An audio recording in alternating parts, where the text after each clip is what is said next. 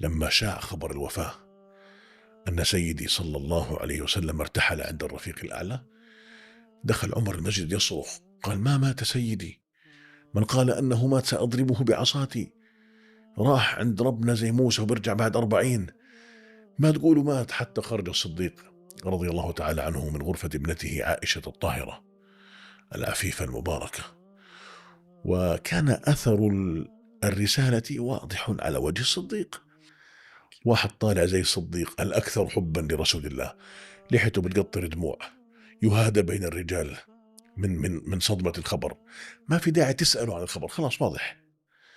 لكن عمر ما أراد أن يسمع، فلما رأى أبا بكر أمامه رفع صوته: يا أبا بكر نافقوا، ما بده يسمع. قال: يا عمر انزل عن المنبر.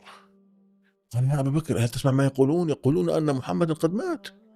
فصعد المنبر وقال: يا أيها الناس، من كان يعبد محمدا فإن محمدا قد مات، ومن كان يعبد الله فإن الله حي لا يموت. هنا سقط ابن الخطاب، جثى على ركبتيه وقال: ومحمداه